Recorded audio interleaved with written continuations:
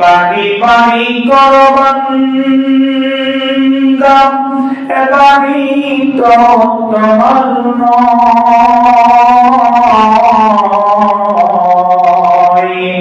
আসল বাড়ি হবে তোমার মাটির কবর শুধুই বিছানা।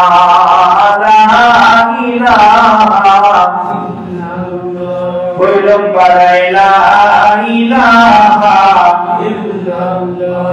লা ইলাহা আরে তো জোরে লা ইলাহা ইল্লাল্লাহ লা ইলাহা ইল্লাল্লাহ হাসবি রব্বি জাল্লাল্লাহ মা ফি কলবি গায়রুল্লাহ নূর মুহাম্মদ সাল্লাল্লাহু লা ইলাহা ইল্লাল্লাহ লা ইলাহা ইল্লাল্লাহ লা ইলাহা ইল্লাল্লাহ লা ইলাহা ইল্লাল্লাহ মুহাম্মাদুর রাসূলুল্লাহ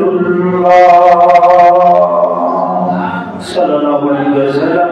সবাই তো মুআজ্জাজ রাসূলুল্লাহ, আল্লাহ পাকের দরবারে দরুদ করি শুকরিয়া। আল্লাহ পাক আপনাকে আমাকে পবিত্র জুমার দিনে আগে আল্লাহর মসজিদে জুমা নামাজের জন্য যে মহান সত্তা মহান রব আপনার আমার মালিক খালিক মালিক যিনি সে আল্লাহ সুবহানাহু ওয়া তাআলার সাথে তৌফিক দান করেছেন। সকলে আল্লাহর দেওয়া জবাব দিয়ে শুকরিয়া আদায় করে সকলে বলি আলহামদুলিল্লাহ। একটা আওয়াজ দিয়ে বলি আলহামদুলিল্লাহ। সদরপরি দুরূদ সালাম নাজিল হোক মানবতার মুক্তির দিশারি সাইয়্যিদুল মুরসালিন রাহমাতুল লিল আলামিন নবীর প্রতি সকলে বলি সাল্লাল্লাহু আলাইহি ওয়াসাল্লাম। আপনারা সকলে কেমন আছেন? আলহামদুলিল্লাহ। আল্লাহ পাক সবাইকে ভালো রাখছেন, এই জন্য একবার বলি আলহামদুলিল্লাহ। আমি আপনাদের সামনে পরিচিত আয়াত সূরা বনী ইসরাঈল এর 23 নম্বর আয়াত পুরোটা তেলাওয়াত করেছি।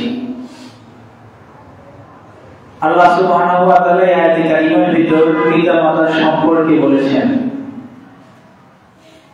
পিতা-মাতার খেদমত সম্পর্কে বলেছেন। কি বলেছেন এই নিয়ে বিস্তারিত আপনাদের সামনে কোরআন ও হাদিস থেকে আলোচনা রাখার চেষ্টা করব ইনশাআল্লাহ। আল্লাহ সুবহানাহু ওয়া তাআলা বলেন, ওয়াকাদা রাব্বুকা আল্লা তা'বুদু ইল্লা ইয়্যাহু ওয়া বিল ওয়ালিদাইনি ইহসানা। আল্লাহ সুবহানাহু ওয়া তাআলা বলেন, তোমার রব আমি আল্লাহ, আমি আল্লাহর হুকুম এইটা আদায়ের পর পিতা-মাতার খেদমত করো। এইটা হলো এই আয়াতের প্রধান বিষয়। আল্লাহর হুকুমের পরে পিতা-মাতার খেদমত করো আল্লাহ পাক নির্দেশ দিয়েছেন। যদি তারা দুইজনই বার্ধক্য উপনীত হয় তখন তোমাদের এমন আচরণে যেন তারা খুব এই শব্দটাও যেন না করে। আল্লাহ পাকের আদেশ হলো অসংখ্য। এই আদেশ মানার মধ্যে দিয়ে আল্লাহ পাকের গোলামি করা হয়। হাদিস শরীফের ভিতরে এসেছে, হুমা জান্নাতুল ওয়া নার, মা বাবা তোমার জন্য কি? জান্নাত জাহান্নাম। বাপ মা আমাদের জন্য কারোর জন্য জান্নাত, কারোর জন্য জাহান্নাম। সরল কথাই হলো যে বাপ মার সাথে ভালো ব্যবহার করবে, নেককার আচরণ করবে, সদাচরণ করবে, ভালো আচরণ করবে, হাদিসের ভাষ্য অনুযায়ী ওই ব্যক্তি জান্নাত লাভ করে। সুবহানাল্লাহ। নবীজি বলেছেন জান্নাতু তাহতা আকদামুল উম্মাহাত, মায়ের পায়ের নিচে সন্তানের জান্নাত। সুবহানাল্লাহ বলেন। তাই বলে মনে করেন না মা দাঁড়ায় আছে ওটা মাটির নিচে খুললে জান্নাত পাওয়া যাবে, তা না। মায়ের বাপের খেদমতের মধ্যে জান্নাত নিয়ে হুমা জান্নাতুকা ওয়া নারু, তোমার বাবা মা তোমার জন্য জান্নাত জাহান্নাম। সুবহানাল্লাহ। বুখারী শরীফের ভিতরে অনেক কয়টা হাদিস বর্ণিত হয়েছে। অন্যান্য হাদিস শরীফের ভিতর পিতামাতার সম্পর্কে অনেক হাদিস বর্ণিত হয়েছে।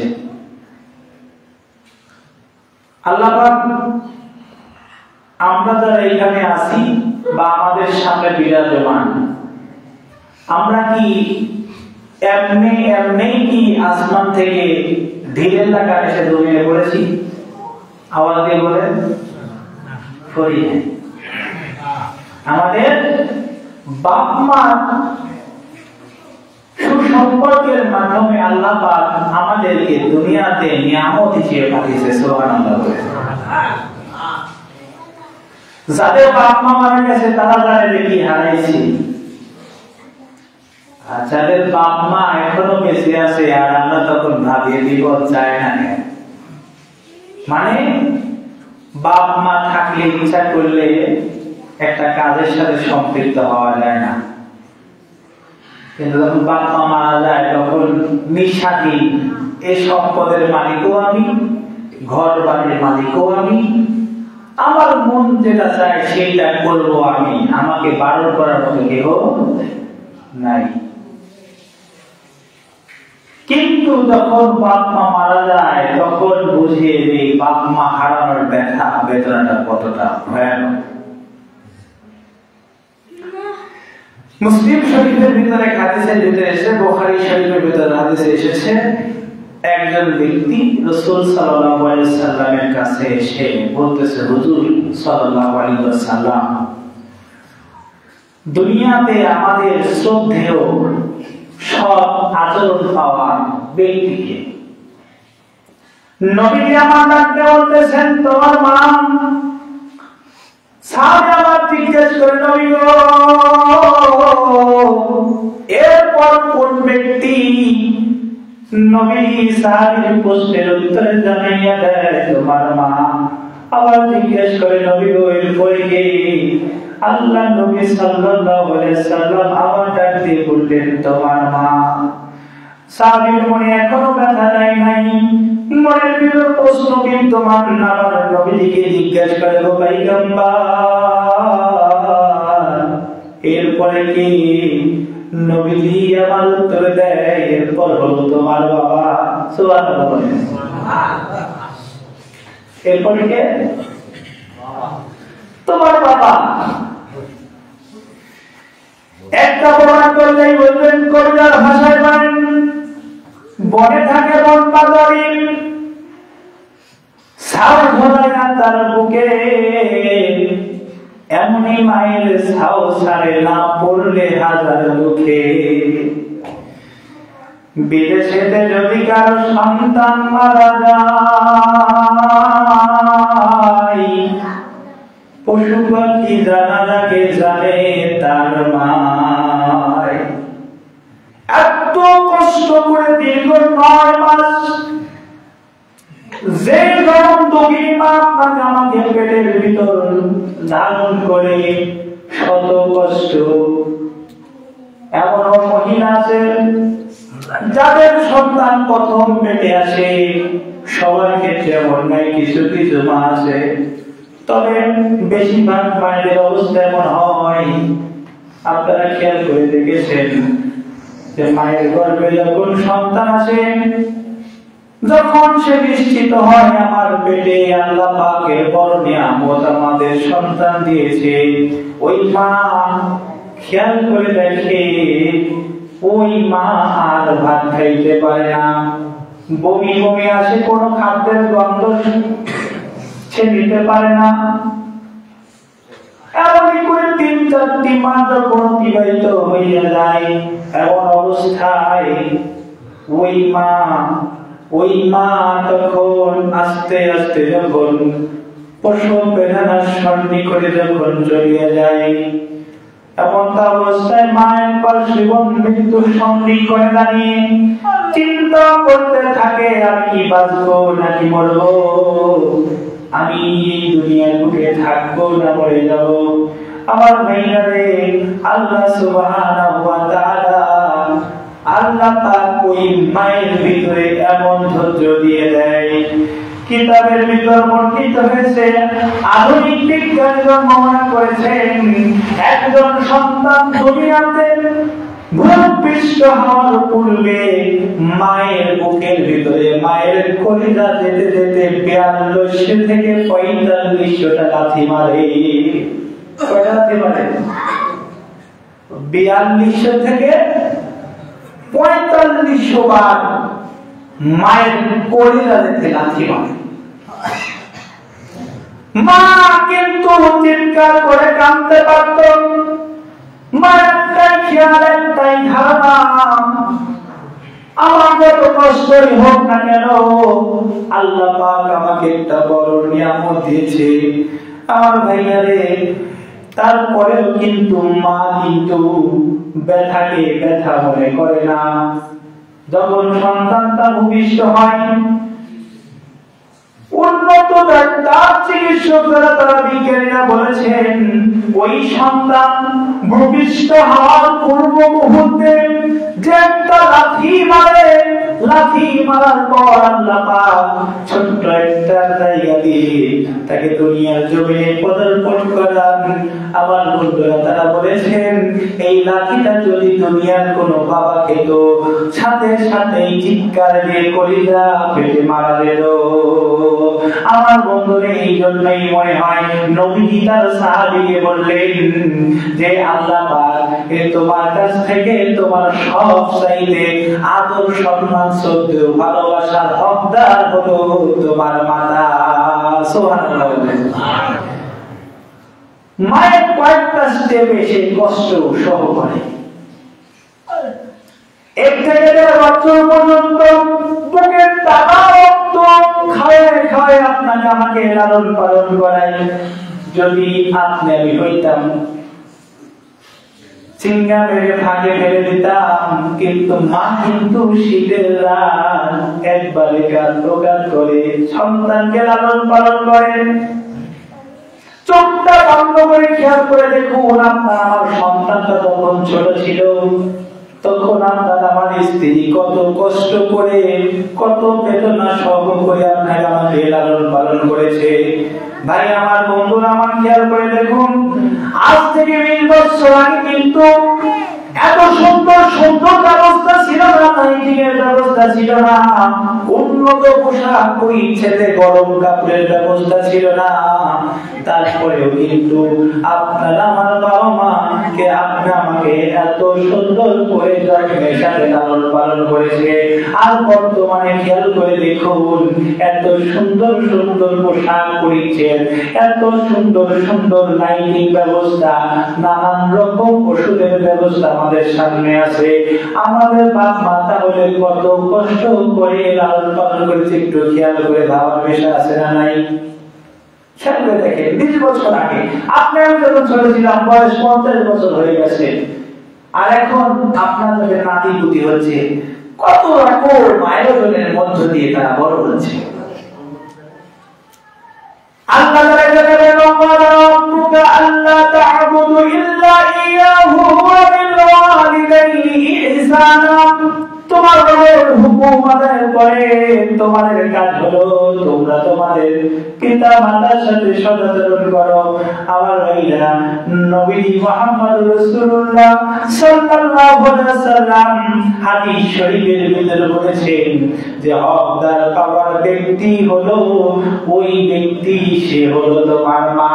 3বার মায়ের কথা বললেন, 4বার বাবার কথা বললেন। আর এক হাদিসের ভিতর নবীজি আমার ডাক দিয়ে বলেন, ও দুনিয়ার মানুষ, মানুষ, এই পৃথিবীতে যদি তুমি সন্তান হইয়া তোমার বাবা মা দিকে নরম সরল দৃষ্টিতে একটিবার মায়ের দিকে বাবার দিকে দৃষ্টি নিক্ষেপ করো, আল্লাহ পাক তার জন্য একটা কবুল হজের সওয়াব লিখিয়া দেয়। একজন সাহাবী বিশ্ব নবীর কাছে জিজ্ঞাসা করতেছে, নবী গো, জিহাদের দাম এসে গেছে, আমি জিহাদে যাইতে চাই। ও পয়গম্বর, আমি যখন জিহাদে যাওয়ার জন্য বাইর হলাম, আমার বন্ধু নবী সাহাবী চেহারার দিকে তাকায়, এই কথা যখন বলে, সাহাবী তখন বলতেছে, ও পয়গম্বর, আমার মা আমার বাবা জিহাদের কথা শুনে কান্নাকাটি শুরু করেছে। নবী ডাকতে বলে, যাও যাও যাও, তোমার জিহাদে যাওয়া লাগবে না, তুমি এখন গিয়ে তোমার বাবাকে হাসাও। আমার ভাইরা আরেকজন সাহাবী জিহাদে যাওয়ার জন্য নবীর সামনে হাজির, নবীকে ডাকতে বলে, ও পয়গম্বর, আল্লাহ পাক জিহাদের হুকুম দিয়েছে, জিহাদে যাওয়ার জন্য ডাক এসে গেছে। ও পয়গম্বর, আমি জিহাদে যাইতে চাই।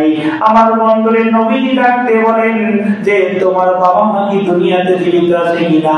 আল্লাহ নবীদের সাহাবীকে এই কথা বললেন।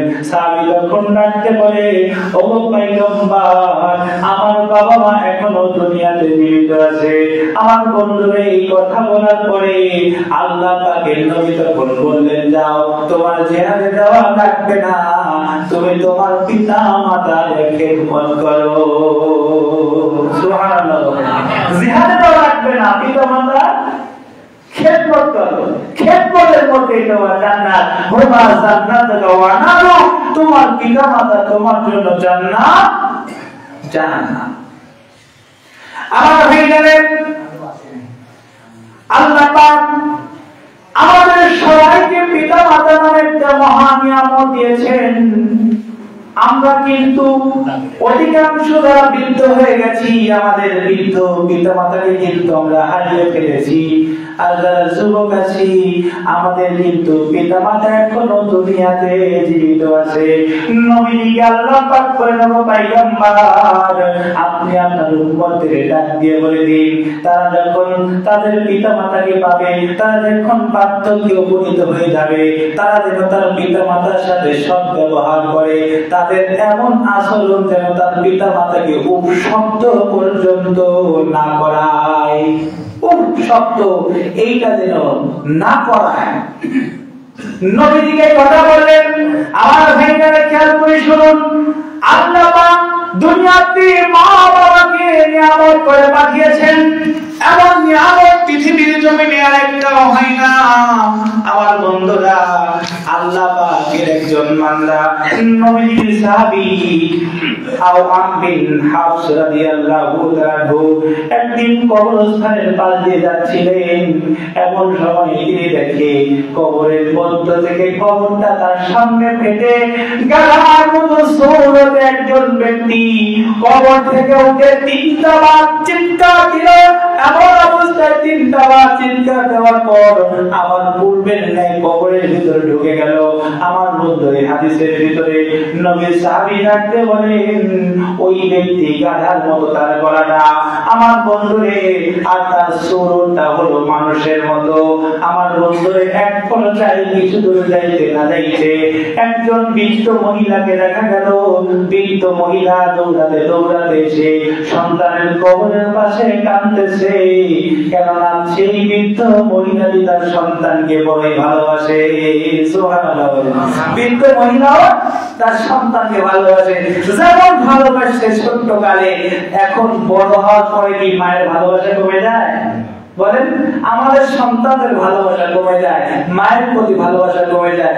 আমরা বহু পর পর মাকে ভুলেই যাই। এইটাই সত্য কথা। মা বাবা কিন্তু আমাদের হয়ে না। নবীর সাহাবী বর্ণনা করতেছেন, ওই মহিলাটি এসে সন্তানের কবরের কাছে কান্না করে। এমন অবস্থায় ওই ব্যক্তি জিজ্ঞাসা করতেছে, বাবা তুমি কান্না করো কেন?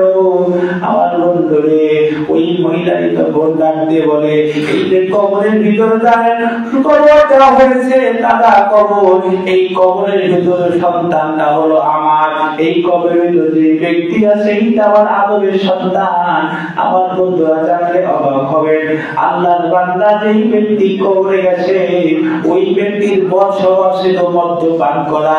মা প্রতিদিনই সন্তানকে বারণ করতে হবে, মদ খেও না, মদ খেও না। একদিন, দুই দিন, তিন দিন, 5 দিন, 10 দিন সন্তান মায়ের কথা শুনে না। সন্তান মা যখন বলে মদ্যপান করো না, এটা হারাম কাজ। আমার বন্ধুরে, আল্লাহর বান্দা মা যখন এমন ভাবে মদ পানে তাকে বারণ করে, এমন অবস্থায় ওই সন্তান মাকে বলে, তুমি গাধার মতো চেঁচাও কেন? কার মতো বলেন? গাধার মতো চেঁচাও কেন? আমরা বলি না ভাই? বলেন, আমরা বলি না? খালি পোশাক পারো কেন? এত পোশাক পারো ভালো লাগে? পোশাক শুনতে মন চায় না। দেখেন, মা তার সন্তানকে ভালোবাসে, মা রাগ করে নাই। আমার ভাইরে, ওই ব্যক্তি বলে গেছে মা যখন বলতো মদ খেও না, মদ খেও না, তখন কিন্তু সন্তান বলে গাধার মতো চেঁচাইও না। আমার বন্ধুরে, যখন আমরা আমাদের সন্তানদের যখন নামাজের জন্য তালকিন দিই, ফজর নামাজের সময়, এখন তো ইমাম নিজেই পরীক্ষা করতে পারবেন, সারা রাত পানিটা ট্যাঙ্কের ভিতরে থাকে, এত সুন্দর ঠান্ডা পানি, ইমানদার তো নিজেই বোঝা যায়। আল্লাহ নবী মুহাম্মদুর রাসূলুল্লাহ সাল্লাল্লাহু আলাইহি ওয়াসাল্লাম বলেছেন, মুনাফিকদের চেনা খুব সহজ। এক হলো ফজরের নামাজ আর ইশার নামাজ, যারা পড়তে গাফিলতি করে এদের ভিতরে মুনাফিকের আলামত বহন করে। কি করে? মুনাফিকের আলামত বহন করে। কারণ এই দিনে এখন যে শীত পড়ছে, কয়েকদিন যাবত শীতের পরিমাণ গত বছরের তুলনায় এই অবস্থায় অনেক বেশি, তাই না? গতবার এরকম শীত ছিল না আমার জানা মতে। এত ঠান্ডা, এমনি যেন হাত পা শিরশির করে ঠান্ডা হয়ে আসে, নিজের হাতটা নিজের স্তরে ঠেকাতে ভয় করে। আর তো ঠান্ডা পানি এত দূর পর্যন্ত ওঠানো লাগবে, কোনোই পর্যন্ত, আবার এই মুখটা ভেজানো লাগবে, আবার পাটা ধন করে মোজা পড়া অবস্থা আছে। নামাজ পড়তে গেলে তো কি করতে হবে? ওযু করতে হবে, তাহলে মোজা খুলে পানি ব্যবহার করতে হবে। অনেক মানুষ আছে যে আমি মোজা খুলবো না, নামাজও পড়বো না, আছে না এরকম? ভাই, বাপ মায়ের ওয়াজ করতেছি, বাপ মার দায়িত্ব হলো সন্তানদের নামাজ পড়ানোর জন্য তাগিদ দেওয়া। আমি হুজুর হয়েছি, আমার বাবা আমাকে এখনো ডাকে, আমার আব্বা আমাকে এখনো ডাকে, আমার মা এখনো ডাকে। আপনারা ডাকেন বাড়ির সন্তানদের নামাজের জন্য?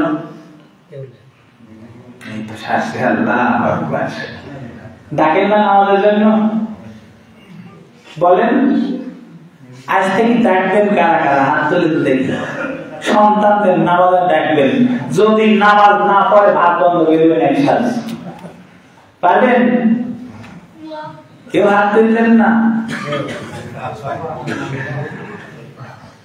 সম্মানিত ভাইরা আমার, আমরা বাপ মা, আমিও বাবা হয়েছি আলহামদুলিল্লাহ 4 মাস হলো। আমাদের উচিত সন্তানদের নামাজের জন্য দাওয়াত দেওয়া। আমি সময় সময় বলি, এর আগে আপনাদের বলেছি, আমার বাপকে যদি আল্লাহ জান্নাত নাও দেয়, আমি মনে করি আমাদের 3 ভাই কার, আমার বাড়ির বই আর আমার আম্মা ডাকার কারণে আমার বাপের মনে হয় আল্লাহ মাফ করে দিবে। কেননা হাদিসে এসেছে, যদি নামাজ পড়তে ওই ব্যক্তি নাও যায়, কবুল নামাজের সওয়াব ডাকনেওয়ালা ব্যক্তির আমলনামায় আল্লাহ দিয়ে দিবে। আরেকটা আস্তে কোন সুবহানাল্লাহ। কি করবে? কবুল হওয়ার নামাজের সওয়াব ডাকনেওয়ালা ব্যক্তির আমলনামায় আল্লাহ দিয়ে দিবে। সুবহানাল্লাহ। এটা পকেটের 500 টাকা না যে ভাঙতি করলেই 200 খরচ হয়ে যাবে। আল্লাহ পাকের ভান্ডারে কি সওয়াবের কম আছে? একবার সুবহানাল্লাহ বললেই আসমান জমিনের মধ্যে সমস্ত জায়গা কি হয়ে যায়? বলেন, ভরপুর হয়ে যায়। তাহলে অর্থনৈতিক দৃষ্টিকোণ থেকে দেখা যাবে তাহলে জায়গাই তো নাই। তাহলে ভাবে আল্লাহ কত নিয়ামত আমাদের জন্য রাখছেন। মা সন্তানের জন্য কাঁদতেছে, নবী সাহাবী বলতেছেন কাঁদতে কেন? মহিলা ডাকতে বলে আমার সন্তান নেই বলে কান্না করে। নবী সাহাবী তখন বলে কান্না করেন কেন? আল্লাহর নবী সাহাবী তখন ডাক দিয়ে বলতেছেন আমি কিছুক্ষণ পূর্বে দেখলাম এই কবরটা ফেটে গাধার মতো একটু সুরতে মাথাটা বাইরে হয়ে 3টি বার গাধার মতো গর্জন করেছে, আবার এই মাটির ভিতরে চলে গেছে। আমার ভাইরারে এমন অবস্থায় মহিলাটি তখন বলতেছে কারণটা আমার সন্তানকে যখন আমি মদ্যপান থেকে নিষেধ করতাম এমন অবস্থায় আমার সন্তান আমাকে বলতো মা গাধার মতো চেঁচিও না, গাধার মতো চেঁচিও না। মুসা পয়গম্বর আল্লাহর কাছে বলতেছেন আল্লাহ এই দুনিয়া থেকে আমি পয়গম্বর মুসা বিদায় নেওয়ার পরে ওগো আল্লাহ আমি তোমার কাছে জানতে চাই এই দুনিয়াতে আমি যার সাথে থাকতাম ওঠা বসা করতাম এরা তো আমার আত্মীয় স্বজন, ওগো আল্লাহ জান্নাতের ভিতরে থাকবো ওই সময় সুন্দর সৃজিত জান্নাতের ভিতরে আমি মুসার সাথে সঙ্গীটা হবে কি আমি একটু দুনিয়াতে জানতে চাই। সুবহানাল্লাহ। মুসা পয়গম্বর আল্লাহর কাছে বলতেছেন আমার বন্ধুরা কোথায় দূরে গিয়া নবী মুসা আলাইহিস সালাম আল্লাহর কাছে বলতেছে আল্লাহ ওই জান্নাতের ভিতরে থাকবো, জান্নাতের ভিতরে আমার সঙ্গী কে হবে? আমার বন্ধুরে আল্লাহ নবী মুসা আলাইহিস সালাম কে আল্লাহ পাক বললেন যাও দামেস্কের শহরের ভিতরে যাও গিয়ে দেখো একজন ব্যক্তি আছে, ওই ব্যক্তি যে গোশত কাটে ওই গোশত কাটনেওয়ালা ব্যক্তির সাথে তুমি মুসা জান্নাতে যাবে। সুবহানাল্লাহ। গোশত কাটনেওয়ালা ব্যক্তি তোমার কি হবে? জান্নাতের সাথী হবে। আমার ভাইরা নবী মুসা আলাইহিস সালাম তার সাথে তার সঙ্গীকে দেখার জন্য ওই দামেস্কের শহরের বাজারের ভিতরে যখন চলে গেল এমন অবস্থায় দেখে ওই লোকটি সাইডে গেল, ওই লোকটি নবী মুসাকে চিনে না, নবী মুসাকে আগে কখনো দেখে নাই, কিন্তু ঈমান এনেছে লা ইলাহা ইল্লাল্লাহ মুসা কালিমুল্লাহ, আল্লাহ তুমি এক আর তোমার নবী হলো মুসা, তার প্রতি ঈমান আনলাম। এই কথার উপর ভিত্তি করে মুসা আলাইহিস সালামের প্রতি যে কিতাব নাযিল হয়েছে কিতাবের প্রতি বিশ্বাস স্থাপন করেছে। আমার ভাইয়ারে মুসা আলাইহিস সালামকে দেখে নাই কখনো, আমার মুসলিম লোকটি গোশত কাটতে কাটতে গোটা পশুটার গোশত কাটা শেষ পায়, কলিজা নামে একটা বস্তু কিন্তু পানির ভিতরে আছে, ওই কলিজার কাছে যখন গেল লোকটি কলিজাটাকে কেটে আলাদা করে রাখলো।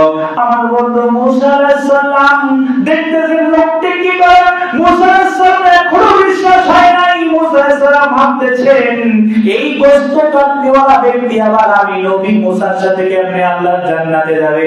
আমার ভাইরারে আল্লাহর বান্দা মুসা আলাইহিস সালাম ওই লোকটিকে কোন গোশত বিক্রিছে পিছনে রওনা দিয়েছে, এমন অবস্থায় যখন লোকটি বাড়ির ভিতরে প্রবেশ করলো রাত্রি হয়ে গেছে, এমন অবস্থায় মুসা আলাইহিস সালাম দেখে যে কলিজাটা নিয়ে গেছে, কলিজাটা কেটে সুন্দর করে রান্না করে বৃদ্ধ মায়ের মুখের সামনে আল্লাহর নবী মুসা দেখতেছেন ওই ব্যক্তি মায়ের মুখে উঠিয়ে দিয়ে সন্তান খাওয়াইয়া দেয়।